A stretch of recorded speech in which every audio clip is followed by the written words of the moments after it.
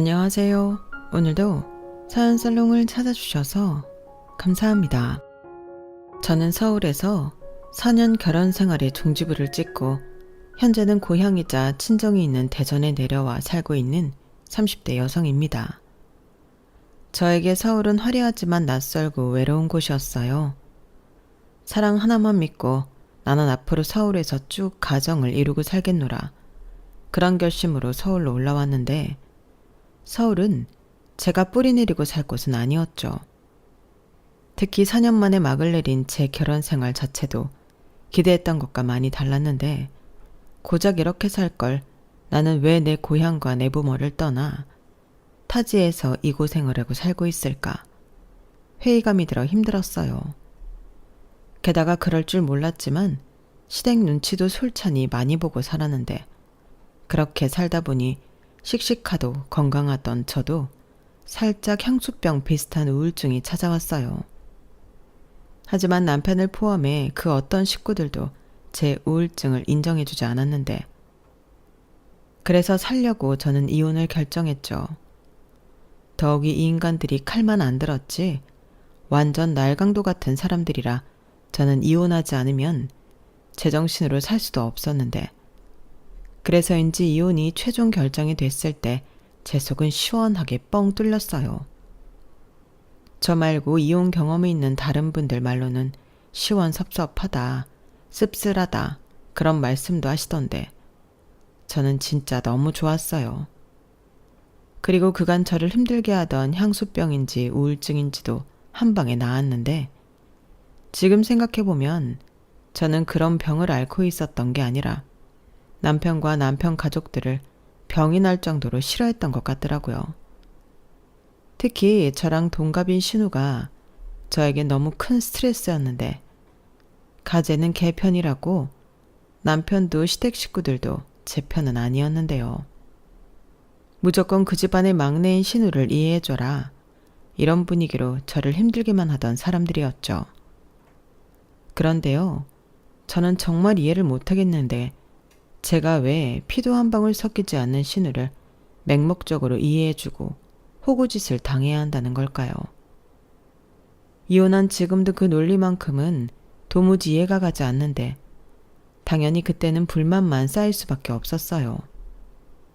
그리고 그런 불만은 종종 부부싸움으로 이어지기도 했는데 남편은 자기 여동생이 한심하고 이기적이라 싫어한다고 했지만 결정적일 때는 싸고 돌아 저를 미치게 만들었어요. 저는 그때 제 처지를 분명하게 알았죠. 그 전까지는 안타깝게도 제가 현실을 잘 몰랐는데 저는 결혼 전부터 시부모님도 너무 쿨하시고 동갑인 신우도 상식과 개념이 있다고 생각했거든요. 하지만 개념은 무슨. 신우는 제가 본 인간 중에 또라이도 그런 쌍또라이가 없었는데요. 일단 저랑 동갑이었던 신우는 저희가 결혼할 때까지도 제 짝을 찾지 못한 솔로였어요. 그리고 그게 이상하다는 건 절대 아니었는데 대신 신우는 그때 당시 남자도 없으면서 결혼하고 싶어 안달이 나 있었고 자기보다 먼저 결혼을 한 저와 남편을 질투했죠. 아니, 질투할 때가 그렇게 없었을까요? 게다가 신우는 무슨 생각으로 사는 건지 저랑 동갑인데도 모은 돈도 하나 없고 하루 벌어 하루 사는 한심한 인간이었죠. 정말 되는 대로 지 하고 싶은 거 다 하고 살아. 처음에는 너무 신기했던 기억이 납니다. 그러니 그런 대책 없는 여자를 어떤 남자가 좋아하겠어요? 그런데 신우는 도대체 믿는 구석이 뭔지 자기는 무조건 시댁도 빵빵하고 능력 있는 남자에게 시집을 갈 거라는 막연한 기대를 품고 살았는데요. 같은 또래인 제가 봐도 신우는 한심할 따름이었어요. 그리고 그런 신우는 집에서도 골칫거리임이 당연했는데 시부모님은 아무리 그런 자식이라도 며느리인 제가 깔보는 꼴은 절대 보지 못하셨어요. 원래 흠 많은 내 새끼라도 남의 까는 건 싫을 수 있잖아요. 저는 거기까진 이해할 수 있었어요. 하지만 시부모님은 그런 망나니 같은 당신들 딸을 제가 흉이라도 볼까 전전긍긍하시며 갓 시집 왔을 때 저에게 니들 신혼인데 괜히 쉬는 날 시댁이라고 우리 집에 올 필요 없다. 나는 나도 너도 편하게 살았으면 좋겠거든. 그런데 며느리 온다고 하면 나도 청소해야지, 음식해야지. 신경 쓸 게 한두 가지가 아니잖아. 너도 마찬가지고. 그러니까 괜히 시댁이라고 우리 신경 쓸 필요 없다. 그럴 시간에 둘이 놀아. 이렇게 말씀하셨는데 그때는 아무것도 모르고 마냥 좋아만 했죠. 세상에 우리 시어머니 같이 끼어있는 사람이 또 있을까. 여기저기 자랑을 하고 싶을 정도였는데 저는 그때 제 앞날도 모르고 이런 생각을 했어요. 나는 다른 여자들이 말하는 시월드 같은 건 모르고 살겠다고요. 하지만 실상은 그게 아니었는데 거기에 플러스 날강도질까지 당할 뻔했으니 제가 제일 시댁복 없는 여자였는데요. 이 모든 문제의 시작은 아무리 생각해도 시댁에 살고 있는 신우 때문이었어요. 신우가 제가 한번 집에 다녀가면 노처녀 히스테리가 장난이 아니었다고 했거든요. 자기가 시집을 못 가는 이유는 집안 형편이 좋지 못해 그런 거라며 시부모님을 달달 볶았다고 했는데 거기서 늘 똑같은 레파토리가 반복이 되었다 하더군요.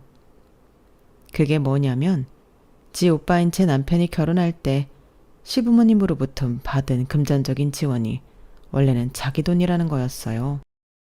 자기가 시집갈 때 써야 하는데 그 돈을 도둑맞았다 생각하는 거였죠.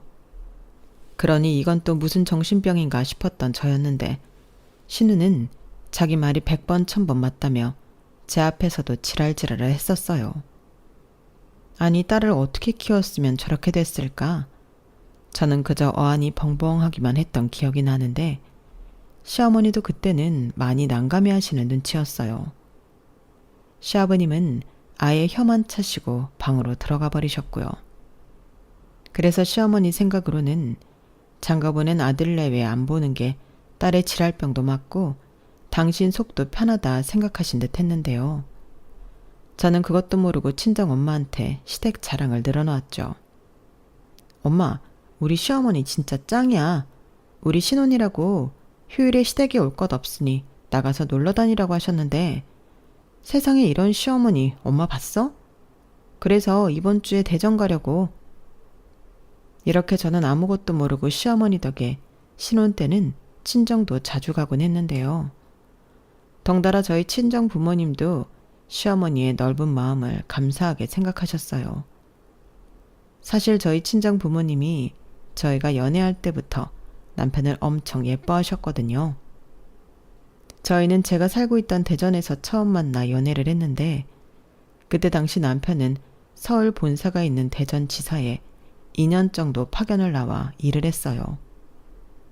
그리고 저는 그 남편 회사의 거래처에서 근무했는데 굳이 따지자면 남편 회사가 갑이고 저희 회사가 을이었죠. 저희 회사가 하청이었거든요. 그렇게 처음 알게 된 남편과 저는 처음에는 그저 업무적인 만남만 갖다가 점차 친해지게 된 케이스였어요. 아무래도 대전에 연고도 없고 아는 것도 하나 없던 남편이 토박이었던 저에게 이것저것 물어보며 인연이 싹트기 시작했어요. 쇼핑은 어디 가서 해야 하는 건지, 맛집은 어디가 유명한지 등등. 남자인데 저에게 그런 걸 물어보더라고요. 대전은 엑스포랑 성심당 말고 뭐가 유명해요? 이렇게 물어봤었는데 그렇다 보니 업무 미팅 끝나고 함께 이동하는 경우도 많았고 그렇게 밥도 먹고 술도 한 잔씩 하면서 저희는 점차 연인 사이로 발전해 갔어요. 그리고 그렇게 즐거운 연애를 1년 정도 했을 무렵 저희 집에서 제 남자친구를 하도 궁금해 하셨는데 그때 남편을 집에 소개하게 되었죠. 그리고 그날 이후 남편은 저희 집 문턱이 달아 없어질 정도로 자주 왕래했는데요. 저희 엄마가 고향이 전라도 광주신데 음식을 정말 잘하시거든요. 남편은 그 어떤 맛집을 다녀도 저희 엄마가 해준 음식보다 맛있는 집은 없었다며 늘 저희 엄마가 만들어준 음식에 엄지손가락을 치켜들었고 손이 큰 저희 엄마는 신이 나서 이것저것 음식을 만들곤 하셨어요. 사실 저와 저희 가족들도 저희 엄마 음식 솜씨가 좋다는 건 알고 있었지만 다들 먹는 양이 적어 엄마 성에 차지 않았거든요. 그래서 저희 엄마 희망사항이 잘 먹는 사이를 얻는 거였는데 남편은 그런 저희 엄마에게 딱인 사윗감이었어요. 그러니 남편도 저희 집에 자주 왔고 그렇게 2년을 근무하고 다시 서울 본사로 돌아가게 되었는데 둘째 저희는 서울과 대전을 오가는 장거리 연애를 하게 되었어요. 처음에는 거리가 무슨 문제가 되겠냐 싶었는데 매일 같이 보다 주말만 기다리고 있다 보니 마음이 점점 힘들어지더라고요. 2년이면 한참 좋을 때잖아요. 그리고 자의도 아니고 타의로 떨어져 지내다 보니 월차가 남아나지 않았는데 그때 회사 눈치를 얼마나 봤는지 모릅니다. 저희 회사가 그런 부분에 있어서는 좀 보수적이고 꽉 막혀 있었거든요. 그래도 사랑이 뭔지 저는 그런 눈총을 다 견디며 남자친구를 만나러 KTX를 제 전용 전철처럼 타고 다녔는데요. 그때 애틋함이랑 마치 첫사랑처럼 푹 빠져 있었던 것 같아요. 헤어질 때는 또 얼마나 눈물바람을 보였던지. 그렇게 한 1년 정도 장거리 연애를 했나? 남편이 이렇게는 못 지내겠다며 대뜸 프로포즈를 해왔어요. 유나야, 진짜 이것도 매번 못하겠다. 이렇게 헤어질 때마다 힘들어 죽겠는데 우리 그러지 말고 결혼할래? 연애 3년 했으면 결혼할 때도 됐잖아. 오빠한테 시집 오면 진짜 행복하게 해줄게. 우리 계속 행복했잖아. 결혼하면 아마 지금보다 딱 2배는 더 행복할걸? 어때? 나는 진짜 유나 너랑 결혼하고 싶어. 사실 본사로 돌아갈 때 말하고 싶었는데 지금 하는 거야. 정말? 나도 당연히 오빠랑 결혼하고 싶지. 근데 우리 결혼하면 어디서 살아? 그야 유나 네가 서울로 와야지. 오빠 회사도 서울에 있으니까. 왜? 지금 다니고 있는 회사 그만두기 싫어서? 유나 너 지금 다니는데 별로라고 했잖아. 그건 맞는데 막상 서울로 간다고 하면 내가 취직을 할 수 있을까? 그리고 엄마 아빠랑 친구들 전부 대전에 있기도 하고. 자주 가면 되지. 대전이랑 서울이 뭐 머나. 이렇게 KTX 타면 금방인데. 그리고 유나 너는 야무지고 똑똑해서 서울에서 금방 취직할 수 있어. 아니 집에서 살림한다고 해도 오빠는 찬성이야. 오빠가 뭐 우리 유나 굶기게 하겠어? 그래도 집에서 살림하는 여자 매력 없잖아. 누가 그래. 나는 그렇게 생각하지도 않지만 유나 너라면 더더욱 그렇게 생각하지 않아. 그러니까 이것저것 따지지 말고 오빠한테 시집와. 응? 저는 남편의 그런 프로포즈에 가슴이 설레었어요. 왜 심쿵한다는 표현이 전에 있었잖아요. 딱 그렇게 심장이 쿵쿵쿵 하고 마구 떨리는 기분이었는데 현실을 생각하면 정말 이대로 결혼을 해도 될까? 고민이 많았죠. 제가 가족은 당연하고 친구들도 엄청 좋아하는 그런 성격인데 남편 말고는 아무도 없는 서울에서 괜찮을까? 은근 걱정이 되었어요. 그래도 그놈의 사랑이 뭔지 저는 남편과 결혼하기로 마음을 정했는데 그게 가지 말아야 할 길이라는 것도 모르고 이렇게 된 거 서울 가서 잘 살아보겠다고 야무진 포부도 가졌더랬죠. 그러니 저는 결혼과 동시에 다니던 직장도 그만두는 꼴이 되었는데요. 귀에 걸리면 귀걸이고 코에 걸면 코걸이라고 마침 다니던 회사에 약간의 회의감을 갖고 있었을 때이기도 했어요. 제가 당시 다녔던 회사는 가족회사로 대표님 및 간부 임원들이 모두 가족이었는데 그렇다 보니 제가 성과를 내도 승진의 가능성은 없었거든요.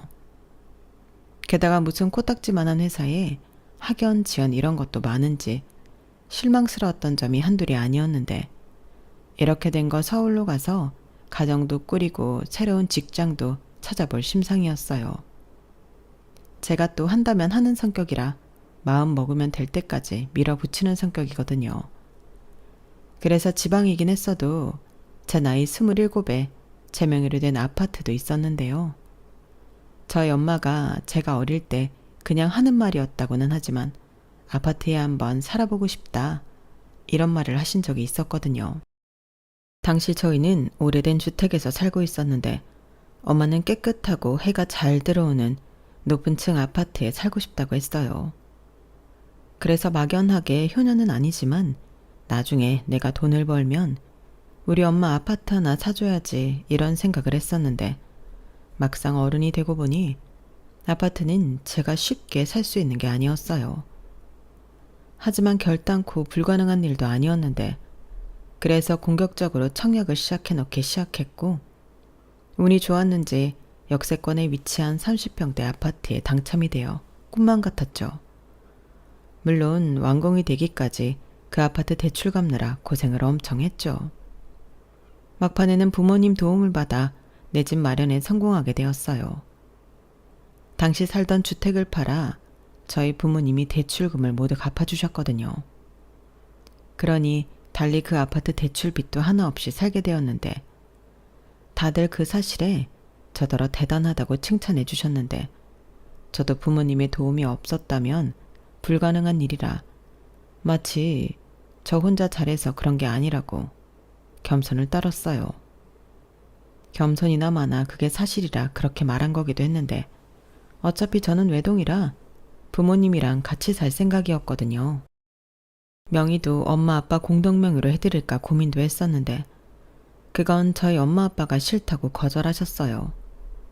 도움은 도움이고 앞으로를 위해서라도 제 이름으로 갖고 있는 게 맞다고 하셨는데 남편은 제 명의 아파트를 그때는 몰라서 당연히 부모님 명의로 알고 있었죠. 그러다 결혼 이야기가 오가며 친정 아파트가 제 명의라는 걸 알게 되었는데요. 솔직히 저는 부모님이 살고 계시기에 그 집을 어떻게 하겠다는 생각이 없어서 남편에게 말하고 싶지 않았어요. 하지만 제가 이미 소유하고 있는 자산이라 배우자한테 알려줘야 한다고 누가 그랬는데 그때는 부모님 돈도 일부 들어있으니 저희 부모님도 지분이 있다고 생각했어요. 감사하게 빌려주신 돈은 갚지 않아도 된다고 하셨으니 저는 그렇게라도 똑같이 편의를 봐드리고 싶었는데요. 부모님 생각은 그게 아니셨나 보더군요. 막상 제가 시집을 가게 되었으니 부모님 입장에서는 이 집을 어떻게 해야 하나 고민하는 눈치셨는데요. 저는 분명히 말씀드렸죠. 명의는 내 거지만 내가 사들인 엄마 아빠 집이야. 고민할 게 뭐가 있어? 엄마 아빠 지분도 있는데 당연히 그냥 지금처럼 사는 거지. 나는 따로 모아놓은 돈도 있고 가서도 열심히 살 거니까 걱정하지 마. 이렇게 말씀드렸습니다. 그래도 딸이 힘들게 산 아파트에 주인인 딸도 없이 두 분만 사는 게 저희 부모님은 못내 마음이 불편하신 모양이었어요. 그래서 정말 어렵게 물려받고 내내 팔지 않았던 땅까지 팔아 1억이란 돈을 만들어 주셨는데 제가 당시 갖고 있던 돈 6천만 원이랑 합쳐 저는 1억 6천을 가지고 결혼을 하게 되었어요. 지금 생각하면 그럴 필요가 전혀 없었는데 너무 죄송한 마음밖에 들지 않는데 그때는 어지간히 저도 철이 없었는지 그 돈이 마냥 반갑기만 했어요. 그리고 남편도 당시에 1억 4천 정도 있다고 했는데 그렇게 저희 두 사람은 둘이 합쳐 3억을 들고 결혼을 하게 되었죠. 3억이라니 제 입장에서는 엄청 큰 돈이라는 생각에 혼자서 이 돈이면 서울에 집도 사고 결혼식 비용을 뺀 나머지로 혼수를 해도 차고 넘칠 줄 알았는데요. 제가 3살 물정을 몰라도 너무 몰랐어요. 서울은 집값부터가 완전히 다른 곳이었는데 그걸 몰랐던 거죠. 그러니 3억을 다 줘도 어디 제대로 된 집을 구할 수가 없는 현실에 저는 기가 막혔고 마치 같은 나라가 아닌 다른 세상에 떨어진 기분이었는데요. 그도 그럴 게 대전에 있는 제 아파트 같은 게 서울에서는 10억이라고 했거든요. 아니 서울 땅은 뭐 금으로 되어 있나요? 그저 놀랄 노짜였는데 저는 그때부터 좀 막막했어요. 큰돈을 가지고 시작한다 생각했는데 3억은 3천만 원 정도의 가치밖에 되지 않은 것 같더라고요. 다행히 시댁에는 이런 고민을 하고 있는 저희를 위해 도움을 주시겠다고는 하셨는데 세상에는 공짜가 없으니 저는 사실 부담을 많이 느꼈어요. 이혼한 지금 그 돈을 받는 게 독이라는 걸 제가 본능적으로 알아차렸던 것 같은데 훗날 신우가 그 돈 가지고 지랄할 줄 모르고 저희는 감사하다 몇 번이고 인사를 하며 1억이란 돈을 받았는데 그 덕에 저희 부부는 남편 회사 근처 신축 아파트 전세에 들어갈 수 있었어요. 서울의 신축 아파트는 옵션도 좋고 어차피 우리 집도 아니니 혼수를 이것저것 사고 싶은 마음이 없었어요. 그럼에도 불구하고 저희는 완전 빠듯하게 맞춰 결혼을 했죠. 그리고 결혼한 후에도 여유는 없었는데요. 서울의 물가는 확실히 체감상 다르더라고요. 게다가 시댁도 서울이니 시부모님을 뵐 때면 적지 않은 돈을 저희가 부담하기도 했는데 그래서였을까요? 돈에 쪼들리고 심적으로 힘들 때면 그래도 나는 대전에 아파트가 있다고 생각을 했어요. 그때 마침 운이 좋게도 아파트 값이 계속 오르고 있다고 했는데 그 사실에 남편도 관심이 많았더랬죠. 결혼 전에는 부모님이 살고 계시니 자기는 생각도 하지 않겠다고 했는데 웬걸 남편은 걸핏하면 제 아파트가 얼마나 올랐는지 물어보는 거 있죠. 자기는 왜 그게 계속 궁금해? 언제는 우리 부모님 살고 계시는 집이니까 신경 안 쓴다며. 그래, 신경 안 써. 그래도 궁금할 수는 있는 거잖아. 내가 뭐 그 집을 팔기라도 하재? 유나, 너도 좀 웃긴다. 이젠 네 집이니까 남편이 나도 신경 끄라는 거야? 아니, 자기가 자꾸 궁금해하니까 딴 생각하는 것 같잖아. 그 집 명의는 내 이름이라도 엄마 아빠 돈도 들었고 우리 결혼할 때 돈 해준 거 알지? 그러니까 아무리 집값 올랐다고 해도 딴 생각하지 마. 안 해. 사람을 뭘로 보고. 내가 앞으로 물어보나 봐라. 남편은 그렇게 말하고 살짝 삐친 얼굴이었는데 확실히 남자는 결혼 전과 후가 그렇게 달라지더라고요. 결혼 전에는 꼴랑 2살 많아도 지가 오빠라고 그렇게 어른인 척 다 아는 척을 하더니 결혼 후에는 무슨 말만 하면 삐쳐서는 입이 대빨 나와 있었는데 그게 처음엔 애 같아서 귀엽게 보일 때도 있었지만 점점 제 눈에서는 콩깍지가 각질 마냥 떨어져 나가고 있었어요. 더 이상 귀엽지 않더라고요. 그래도 그때까지는 남편도 제 마음과 같다고 믿으며 그저 우리가 지금 서울에 집이 없으니까 마음의 위안이나 삼으려 대전에 있는 아파트를 물어보는 거라 생각했는데요. 시간이 지나고 저는 그게 아니라는 걸 알게 되었어요. 그때 느꼈던 배신감은 말로 다할 수가 없을 정도로 심각했는데 하필이면 그때 제가 고향이 그리워 마음에 병을 얻고 힘들어할 때였거든요. 그래서 이혼까지 하게 되었죠. 만약 그 인간이 아니 그 인간들이 그런 불순한 마음을 품지 않고 타지에서 혼자 힘들어하는 저를 보듬어줬다면 오늘날 같은 일은 없었을 텐데 그들은 제가 시집을 왔기 때문에 자기들이 그런 억지를 부리면 따라줄 거라고 생각했나 봐요. 하지만 저는 호락호락하지 않았는데 그때 그나마 결혼하고 1년 만에 취직을 해서 일하는 걸로 그런 마음을 대신했던 것 같아요. 제가 어렵게 들어간 그 회사는 많은 사람들이 꺼려한다는 스타트업 회사로 일도 많고 넘어야 할 산이 많았는데 저는 오히려 그게 더 좋았어요. 집안이 시끄러우니 밖에서 일하는 게 너무 다행이었거든요. 그리고 제가 원래 성격도 그렇지만 취직한 후로는 아무리 서울이라고 해도 악으로 깡으로 열심히 버티고 살 생각이었는데 당시 저를 뽑아준 대표님이 너무 좋으신 분이셔서 저는 희망을 품고 살았어요. 제가 한 번은 대표님에게 지방대 출신인 저를 왜 뽑으셨냐 여쭤보니 유나 씨는 할 줄 아는 게 많으니까 뽑았죠. 지방대면 어때요?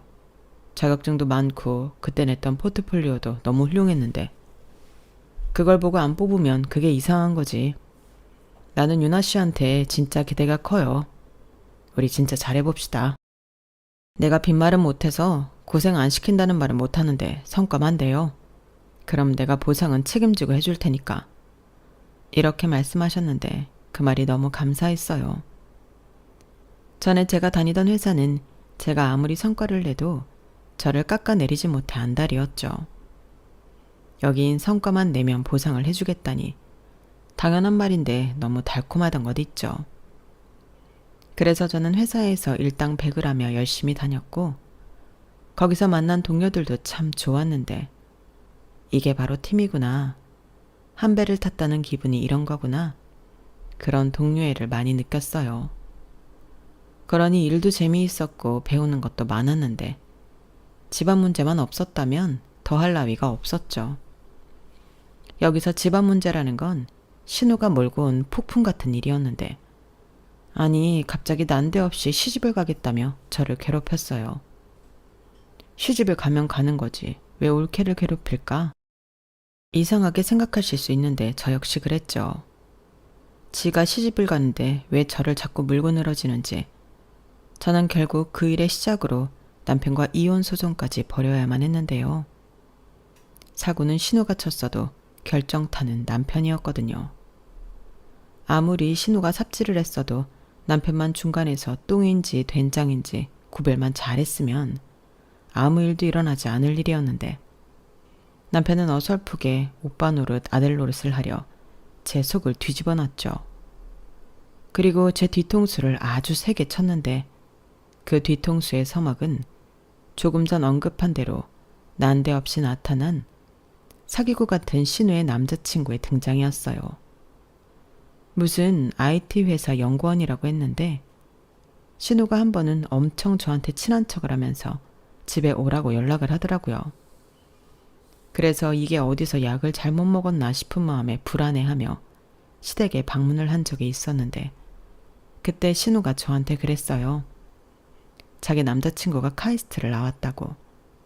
제 고향 이야기를 하기 시작했는데 솔직히 제 남편도 아니고 신우 남자친구가 카이스트 나온 건 전혀 궁금하지 않았죠. 하지만 신우는 내일 당장이라도 결혼을 할 것처럼 들떠서 난리도 아니었는데 그 모습에 시부모님도 어색하게 웃으며 이참에 신우도 시집을 보내면 좋겠다고 하시더라고요. 사실 그전부터도 시어머니는 하루라도 빨리 골칫덩어리인 신우를 시집 보내고 싶어 하시긴 했는데 솔직히 언제까지 저한테 당신 망나니 딸을 숨길 수도 없잖아요. 그리고 명절이다 어버이날이다 두 분 생신에 각종 가족 행사까지 제가 시댁에 갈 일은 꽤나 많았는데 그럴 때면 신우는 무슨 꼬투리라도 잡아 저를 무시하려 애를 썼는데 주로 제가 지방에서 올라와 촌스럽다느니 센스가 없다느니 이런 말로 인신공격을 했었죠. 그럴 때면 저도 사람인데 화가 나서 뭐라고 할라 치면 제가 과민 반응을 한다며 얄미운 짓만 골라 했는데 그러니 그런 신우와 제가 잘 지낼 미래 따윈 없다고 생각했죠. 그런데 갑자기 자기가 남자가 생겼다고 없던 친분을 과시하려 하니 어색해 죽는 줄 알았어요. 분명 무슨 꿍꿍이가 있다는 생각밖에는 들지 않아 저는 시댁에 갈 때마다 촉각을 곤두세우며 대비를 하게 되었고 남편은 그런 제 모습이 별로라고 생각했는지 왜 그렇게 오바야? 라고 불편한 기색을 보였는데요. 저는 그럴만 하니까 그런다고 맞받아 쳤어요. 사실 저도 그때는 남편한테 서운한 마음이 좀 있었거든요. 제가 취직이 되지 않고 서울에서 혼자 외로워할 때 남편은 그런 저를 거들떠도 보지 않았는데 오히려 저에게 지방대 나와서 그런가 보네 하며 비수를 꽂은 인간이었어요. 막말로 남편도 인서울이 아닌 수도권 대학으로 도찐 개찐이라고 생각했죠. 남편도 은근 제가 집에서 놀고 있으니 눈치를 주는 것만 같더라고요. 그리고 제가 취직을 했다고 했을 때 얼마 못 갈 것 같다는 등 헛소리를 했고 그러면서 저는 마음이 많이 힘들었어요. 그런데 지네 집이라고 저더러 오바한다는 등 그딴 소리나 하고 있으니 그 소리가 달갑지 않게 들렸고 남편이야 자기 동생 일이고 신우가 결혼하면 그 남자는 가족이 될 사람이니까 좋은 모습만 보여주고 싶나 보다. 그런 생각을 했었더랬죠. 하지만 제 마음은 그게 아니었으니 그런 신경은 쓰고 싶지 않았는데 저는 원래 잘난 척, 친한 척, 아는 척 하는 걸 진짜 싫어하거든요. 그런데 그런 저더러 신우 시집 가게 그런 척을 하라는 것 같아 그것도 싫었어요. 막말로 제가 그렇게까지 해야 할 이유가 없다고 생각했으니까요. 그렇게 몇 차례 시댁에서 신우와 신우 남자친구를 만난 적이 있었는데 아니나 다를까 신우가 저한테 살랑거렸던 데는 다 이유가 있더군요. 그 남자가 대전에 있는 엘모 대기업에 근무를 한다고 하며 이야기를 시작하더니 남자친구 직장 때문에라도 신혼 살림을 대전에 차려야 한다고 했는데요. 갑자기 대전에 제 명의 아파트가 있으니 그걸 자기한테 팔라고 하더군요. 자기가 가지고 있는 거랑 대출 조금 받으면 제 아파트를 살 수 있다고 저더러 팔라고 하는데 그 소리를 듣고 얼마나 당황했는지 몰라요. 그도 그럴 게 저는 시부모님이든 신우한테든 대전에 제 명의 집이 있다고 한 적이 없었거든요. 그런데 그걸 어떻게 알고 또 그 아파트를 무려 말도 안 되는 1억에 사겠다고 했는데 저는 설마 지방이라고 시세를 몰라 무턱대고 저렇게 말하나? 어이가 없었어요. 그래서 무슨 말이냐고 지금 그 아파트는 금매를 내놔도 3억 이상이라고 정색하며 말했는데 신우는 이미 제 아파트 시세를 다 알아봤는지 놀라지도 않고 희죽 웃으며 가족끼리인데 좀 싸게 주면 안 되냐고 했어요. 와, 그 소리를 듣는데 진짜 황당해서 말이 안 나오더라고요. 무슨 가족 할인 타령인 건지 말도 안 되는 소리잖아요. 그래서 잠시 진정을 하고 말을 이어갔는데 신우는 제 말을 들을 생각도 하지 않았어요. 그냥 지 고집대로 밀어붙일 생각이었던 거죠. 아가씨, 아무리 그래도 그건 억지죠. 아무래도 아가씨 오빠가 얘기를 한 모양인데 그 집에 저희 부모님 살고 계신 거 알죠?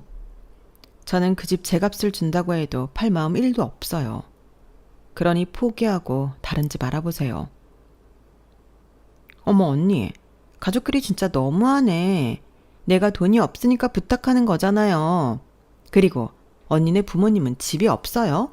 왜 딸도 없는데 딸 집에 살아요? 뭐라고요? 지금 뭐라는 거예요? 그 집이 4명이긴 하지만 저희 부모님 집이기도 해요. 그 집 살 때 보태준 돈도 많고 저 결혼할 때도 1억 해주셨거든요. 말 잘했네요. 언니 우리 집에서 1억 해줬잖아요. 그 돈 제 결혼 자금이었거든요. 그런데 오빠가 결혼할 때 돈 없다고 해서 그 돈 보태줘서 지금 제가 돈이 없는 거예요. 아니면 저 돈 합쳐서 저도 집 구했죠. 왜 그걸 저한테 따져요? 저는 그냥 해주셔서 받은 것 뿐이에요. 그게 아가씨 결혼 자금이었으면 어머님 아버님한테 따져야죠. 따졌죠. 근데 말이 통해요? 이미 언니랑 오빠가 써버렸는데 말해봤자죠. 그래서 저도 언니한테 그 돈 받겠다는 거예요. 집으로 대신. 진짜 말이 안 통하네요. 됐고요. 저는 팔 마음 없어요. 그리고 자기도 나 좀 봐. 왜 아가씨한테 쓸데없는 소리를 했어? 아니 나는 그냥 어쩌다 보니까 말이 나왔지. 근데 그게 뭐? 가족들한테 숨겨야 하는 일이야? 집이 있는데 왜 말을 못해? 뭐라고? 자기 때문에 이 사단이 났잖아. 내가 집 있는 걸 아니까 아가씨가 저런 억지를 부리고. 그냥 좀 도와줄 수 있으면 좋지. 막말로 장인 장모님 언제까지 사신다고. 지금까지 편하게 사셨으면 이젠 아무 데서나 살아도 되잖아. 뭐? 저는 남편의 그 말에 충격을 받았어요. 속으로 내 부모를 저렇게 생각하고 있었구나. 그런 생각에 강한 배신감이 밀려들었는데 시부모님도 그런 자식을 말리기는커녕 사정이 그러니 이야기는 해볼 수 있는 거 아니냐고. 그냥 달라는 것도 아니고 1억에 산다고 하는데 그 1억으로 어디 작은 빌라 같은 데 가실 수 있는 거 아니냐 하셨어요. 그러니 이 집 구석이 순간 다 날강도처럼 보였는데 더는 말을 섞을 필요를 느끼지 못했죠. 저는 말 같자는 소리 그만 말하고 이런 말 할 거면 다시는 오지 않겠다고 시댁을 뛰쳐나왔는데 남편은 별것도 아닌 일로 열내지 말라며 자기 동생 처지 좀 헤아려 달라고 하더군요. 정말 불난 집에 부채질을 신나게 하는 남편이었는데 저는 남편이 제일 싫었어요. 자기는 사람이 왜 그래? 우리 엄마 아빠가 언제까지 산다고 아무 데서나 살아도 돼? 이게 말이니? 그럼 자기 부모님도 언제까지 산다고 그렇게 버티시는 거야? 집 팔아서 아가씨 돈 해주라고 해. 야, 너는 말을, 그게 그 소리가 아니잖아. 경은이가 1억에 산다고 했으니 1억으로 가실 집을 구하면 된다는 소리지. 너는 무슨 말을 그렇게 비꼬아서 듣냐? 비꼬아서 들었다고? 나는 똑똑히 들었어. 그리고 그게 자기 진심이라면 우리 이만 헤어지자. 뭐? 지금 이혼하겠단 소리야? 내가 왜 멀쩡한 내 집을 그딴 식으로 강탈당해야 해? 나는 우리 결혼자금에 아가씨 결혼자금이 들어있는 줄도 몰랐고, 이렇게 된 거 우리가 정리해서 아가씨 주면 되잖아. 잘 됐네. 뭐가 잘 돼? 내가 왜 이혼을 해야 하는데? 왜긴 내가 자기 그 못된 마음을 알았기 때문이지. 어디 장인장모가 사는 집을 빼서 자기 동생을 주려고 해? 그 집에 무슨 권리가 있다고? 아니, 나는 가족이니까 좀 편의를 봐줄 수도 있지 않냐는 거지. 그리고 유나 네가 싫다고 하면 그만이고. 그만? 이제 와서 그만? 아까도 말해보지. 유나가 싫다고 하면 그만이라고. 더는 말하지 말라고. 근데 아까는 왜 말 못했어? 이제 내가 이혼하자고 하니까 말 바꾸는 거지? 내가 무슨 말도 안 돼. 나는 절대 인정 못해. 내가 무슨 잘못을 했다고 이혼을 해. 어디 내 동의 없이 할 수 있으면 해봐. 남편은 제가 이혼하자는 말에 저렇게 입에 개거품을 물고 덤볐어요. 저는 그런 남편을 보고 적반하장이라는 생각을 했죠.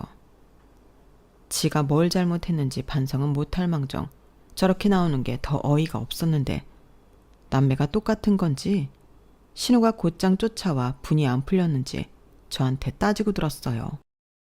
어떻게 생각도 하지 않고 바로 안 된다고 거절을 하냐고. 자기는 무슨 수를 써서라도 제 아파트에 들어갈 거라며 이미 위치 파악도 다 했다고 큰소리 치는데 그 말이 진짜 무서웠어요.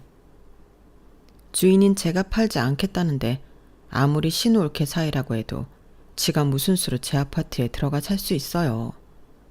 그런데 신우는 그런 게 진짜 협박이라도 되는 것처럼 기세 등등하게 말했고, 더욱이 저에게 심보 그렇게 쓰면 벌 받아요. 만약에 내가 집 구하지 못해서 결혼 못하면 그건 전부 언니 때문이니까 평생 내 구박받으면서 살아야 할 거예요. 내가 거머리처럼 착 달라붙어 평생 괴롭혀 줄 테니. 그런 인생 살고 싶지 않으면 그냥 그 집 나한테 1억에 줘요.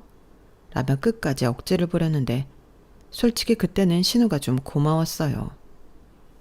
남편이 자기는 잘못이 없다고 이혼 못한다고 해서 솔직히 짜증났는데 신우가 이렇게 저를 기꺼이 도와주니 얼마나 고마웠게요. 그리고 남편이라는 인간은 저를 회유한답시고 집요하게 굴었는데 그때 한다는 말도 좀 웃겼어요. 유나, 너도 생각해봐. 이번 기회 아니면 그기 집에 시집을 물 건너 간 거라니까. 우리 엄마 아빠도 생각해야지. 이제 시집 왔으면 시부모님도 좀 생각하고 그래야 하는 거야. 나는 이참에 경은이 그기 집에 가 우리랑 좀 떨어진 곳에 살았으면 좋겠어. 그리고 그 정도 집에 가면 그 대기업 다닌다는 남자도 경은이 무시 못할 거잖아. 그럼 누이 좋고 매부 좋고 그런 거 아니야? 자기만 좀 이해해주면 우리 모두 행복할 수 있어. 행복? 진짜 웃긴다. 자기 가족 행복하자고 잘 살고 있는 우리 엄마 아빠를 1억에 내쫓아? 누구 맘대로. 내가 전에 분명히 말했지? 그 집에 대해서는 딴 생각하지 말라고. 명의는 내 거라도 그 집은 우리 엄마 아빠 집이라고 내가 말했잖아. 아니, 그게 어떻게 장인 장모님 집이야. 법으로 그 집은 자기 집이야. 그래, 내 집이야. 그래서 내가 말하잖아. 안 판다고. 시대대로 제값 다 가져와. 그럼 생각해 볼게. 됐지? 이제 내 집 얘기는 그만하자. 짜증나니까. 저는 남편에게 확실하게 선을 그었어요. 그러자 그 다음 날부터 꼬라지를 내기 시작하는데 반찬 투정은 기본이고 청소가 어쩌고 돈 관리가 어쩌고 사람을 들들 볶았어요. 저는 그러거나 말거나 어차피 이혼하려고 상담받고 다녔는데 전에 신우가 쫓아와 협박한 거와 남편이 저에게 했던 말들 녹음한 걸 들려드리니 이혼 사유가 된다고 하더라고요. 그래서 서로 결혼할 때 들고 온 거 가지고 나가는 조건으로 이혼 소장을 작성했는데 그렇게 소장을 받으니 남편 놈 길길이 날뛰더군요. 이게 진짜 되는 거냐고 저더러 쇼하지 말라고 했는데 저는 오만정이 다 떨어졌는데 내가 왜 너랑 사냐고 따지니 그런 위자료로 자기한테 보증금을 전부 넘기라고 하더군요.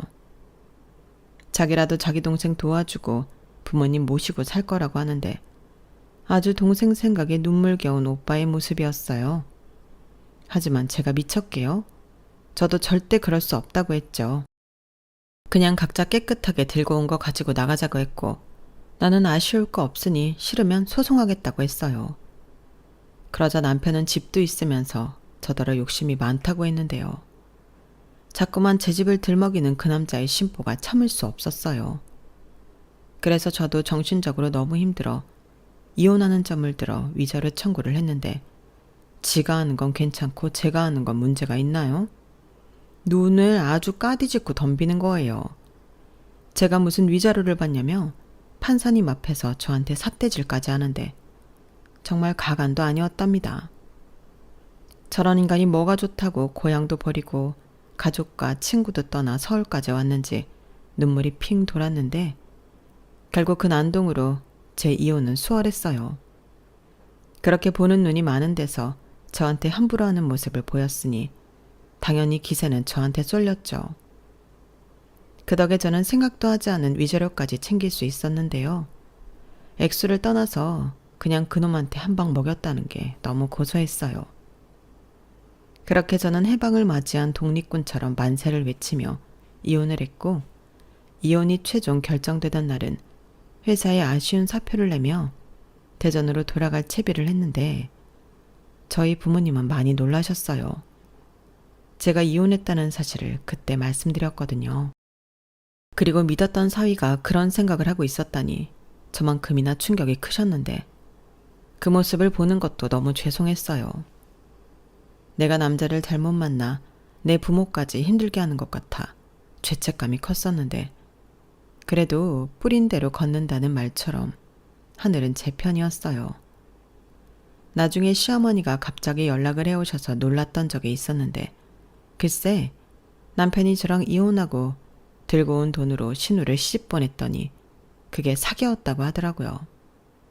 그 남자는 카이스트는커녕 지방 전문대도 못 나온 놈으로 사기 전과만 3개나 있는 전문꾼이었는데 신우가 그 허우대와 현란한 언변에 속아 사기를 당했다며 이젠 며느리도 아닌 저한테 신세한탄을 하셨어요.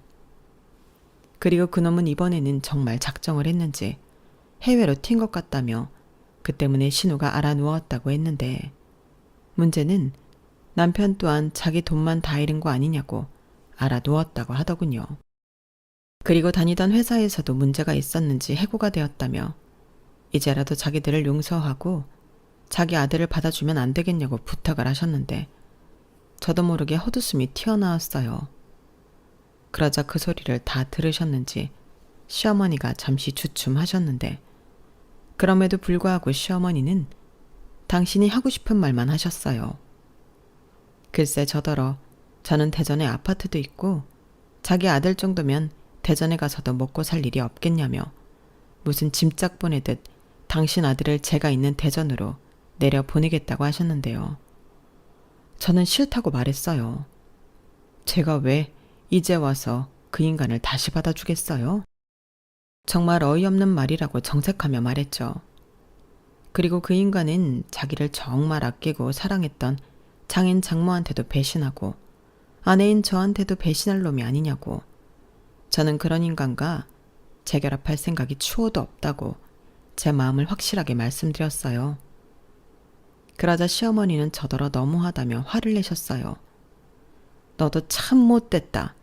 어떻게 된 애가 너는 내 말을 듣고 느끼는 것도 없니? 한때는 한 이불 덮던 남편이잖아. 그래서 이혼했어요.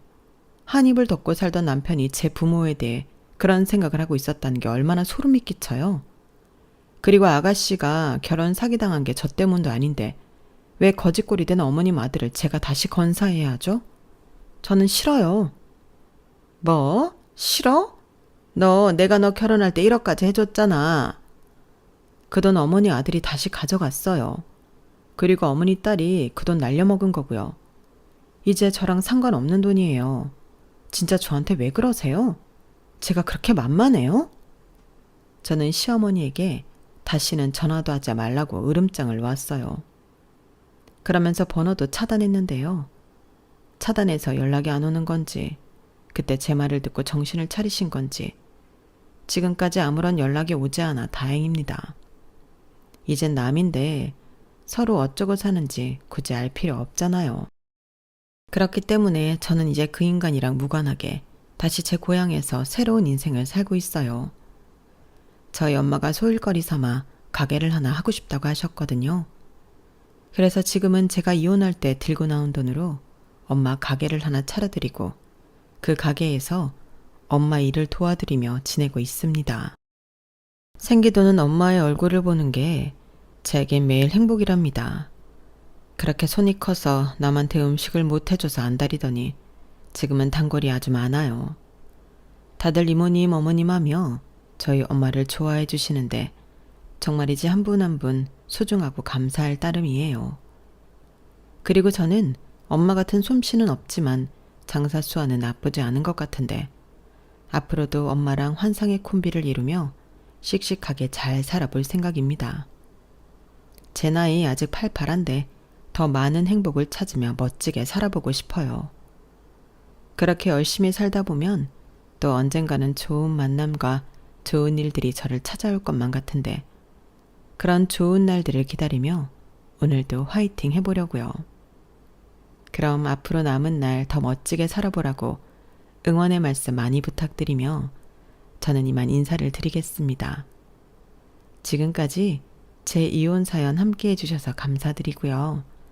여러분들은 저처럼 어이없는 뒤통수 당하지 마시고 즐겁고 행복한 날만 보내세요. 여러분, 사연 댓글에 응원과 현명한 조언 부탁드려요. 좋아요와 구독은 저에게 큰 힘이 됩니다.